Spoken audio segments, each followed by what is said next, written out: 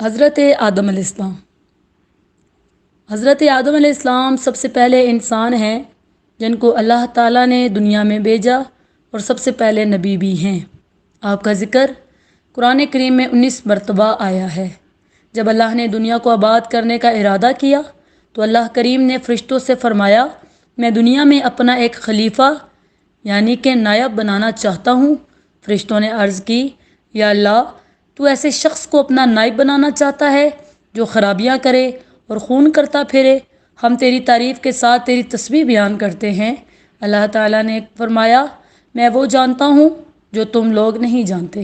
اللہ نے حضرت آدم علیہ السلام کو سب چیزوں کے نام سکھائے، پھر ان کو فرشتوں کے سامنے پیش کیا اور فرمایا، اگر تم سچے ہو تو مجھے ان کے نام بتاؤ۔ انہوں نے کہا، اے اللہ، تو پاک ہے، جتنا علم تو نے ہمیں دیا ہم بس اتنا ہی جانتے ہیں۔ پھر اللہ نے حضرت آدم علیہ السلام سے فرمایا، ان چیزوں کے نام بتاؤ، تو انہوں نے بتا دیے۔ پھر اللہ نے فرشتوں کو حکم دیا کہ آدم کو سجدہ کرو، تو وہ سب سجدے میں گر پڑے مگر شیطان نے سجدہ نہیں کیا۔ اللہ نے آدم علیہ السلام سے کہا، تم اور تمہاری بیوی جنت میں رہو اور جنت سے چاہو کھاؤ پیو، مگر ایک خاص درخت سے منع فرمایا کہ اس کے قریب بھی نہ جانا ورنہ تم ظالموں میں سے ہو جاؤ گے۔ اس طرح اللہ نے حضرت آدم علیہ السلام کا امتحان لیا۔ شیطان پہلے ہی حضرت آدم علیہ السلام سے ناراض تھا کہ حضرت آدم علیہ السلام کی وجہ سے میں اللہ تعالیٰ کے دربار سے نکالا گیا اور مجھ پر خدا کی لعنت ہوئی۔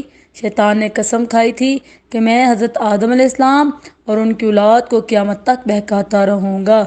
اللہ کا کہنا نہ مانے اور خوب برائیاں پھیلائے۔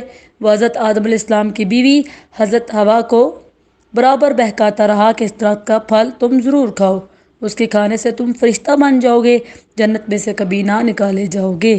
آخر ایک دن وہ شیطان کے بہکاوے میں آ گئے اور درخت کا پھل کھا لیا۔ پھل کھاتے ہی جنت کا لباس ان کے بدن سے غائب ہو گیا اور وہ جنت کے پتوں سے اپنے بدن کو چھپانے لگے۔ اللہ تعالیٰ نے حضرت آدم علیہ السلام سے فرمایا، ہم نے کہا تھا کہ اس درخت کے پاس بھی نہ جانا اور شیطان کے کہنے میں نہ آنا، وہ تمہارا دشمن ہے، تم اس کے کہنے میں آ گئے، اب تم اور حوا جنت سے چلے جاؤ اور دنیا میں جا کر رہو۔ حضرت آدم علیہ السلام کو جنت سے نکلنے اور شیطان کے بہکاوے میں آنے کا بہت رنج ہوا اور بہت عرصہ تک اللہ تعالیٰ سے معافی مانگتے رہے اور روتے رہے کہ اللہ تعالیٰ مجھے معاف کر دے۔ اللہ کو آخر ان پر رحم آیا اور حضرت آدم علیہ السلام کو یہ دعا سکھائی کہ اے ہمارے رب، ہم نے اپنے اوپر ظلم کیا اور تو ہم پر رحم نہیں کرے گا تو ہم بڑا نقصان اٹھانے والوں میں سے ہو جائیں گے۔ تو حضرت آدم علیہ السلام نے یہ دعا بہت گڑ گڑا کر مانگی، اور اللہ تو بہت رحم کرنے والا ہے۔ جب کوئی بندہ گناہ کر لیتا ہے اور سچے دل سے توبہ کر لیتا ہے کہ اے اللہ، یہ گناہ تو مجھ سے غلطی سے ہو گیا، آئندہ ایسا نہ کروں گا، تو وہ معاف کر دیتا ہے۔ حضرت آدم علیہ السلام کو بھی اللہ کریم نے معاف کر دیا اور پھر کہا کہ تم اور تمہاری اولاد دنیا میں رہو اور یہ بات یاد رکھو کہ جب میری طرف سے کوئی نبی میری ہدایت لے کر تمہارے پاس آئے تو تم اس کا کہنا ماننا۔ جو میرے بھیجے ہوئے نبیوں کا کہنا مانے گا اس کو پھر نہ کوئی خوف ہوگا اور نہ غم ہوگا۔ جو لوگ میرے نبیوں کی بات کو نہیں مانیں گے اور ہماری آیتوں کو جھٹلائیں گے وہ دوزخ میں جائیں گے اور ہمیشہ اسی میں رہیں گے۔ اس کے بعد حضرت آدم علیہ السلام اور حضرت حوا علیہ السلام دنیا میں رہنے لگے، اللہ کی عبادت کرنے، اور ان کی بہت اولاد ہوئی اور دنیا میں سب جگہ آباد ہوتی رہی۔ حضرت آدم علیہ السلام اپنی اولاد کو یہی بات بتاتے رہے کہ تم کبھی شیطان کے بہکاوے میں نہ آنا، وہ ہمارا دشمن ہے اور ہم کو بری باتیں کرنے کے لیے بہکاتا رہتا ہے۔ ہمیشہ اللہ کی عبادت کرنا، سچ بولنا، کسی پر ظلم نہ کرنا، ایک دوسرے کی نیک کاموں میں مدد کرتے رہنا۔ آخر کار حضرت آدم علیہ السلام 900 سال زندہ رہ کر وفات پا گئے۔ قابیل اور حابیل۔ قرآن مجید میں حضرت آدم علیہ السلام کے 2 بیٹوں قابیل اور حابیل کا قصہ ہے کہ ہم تم کو سناتے ہیں کہ حضرت آدم علیہ السلام اور حضرت حوا علیہ السلام سے بہت اولاد ہوئی، انہی میں 2 بچے قابیل اور حابیل تھے۔ قابیل بڑا لڑکا تھا لیکن یہ ماں باپ کا کہنا نہیں مانتا تھا۔ حابیل چھوٹا بھائی تھا جو ماں باپ کا کہنا مانتا تھا۔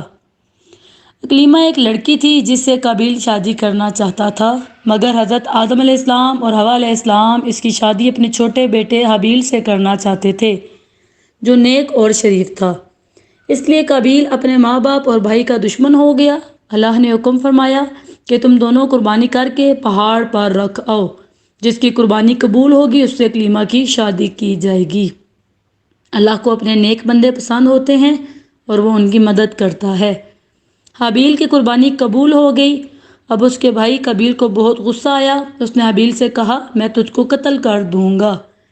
دنیا میں یہ پہلا قتل تھا جو قابیل نے اپنے بھائی حابیل کا کیا۔ قتل کرنے کے بعد قابیل کو فکر ہوئی کہ حابیل کی لاش کا کیا کرے، کس طرح چھپائے۔ اس نے دیکھا کہ ایک کوا چونچ سے زمین کھود کر ایک دوسرے مرے ہوئے کوے کو دفن کر رہا ہے۔ تب اس نے بھی اپنے بھائی حابیل کو زمین کھود کر دفن کر دیا۔ قابیل نے اپنے بھائی کو قتل کیا۔ قیامت تک لوگ اس پر لعنت کرتے رہیں گے اور آخرت میں اللہ کے عذاب کا مستحق ہوگا، اور حابیل کو قیامت تک لوگ اچھا کہتے رہیں گے اور وہ جنت کا وارث ہوا۔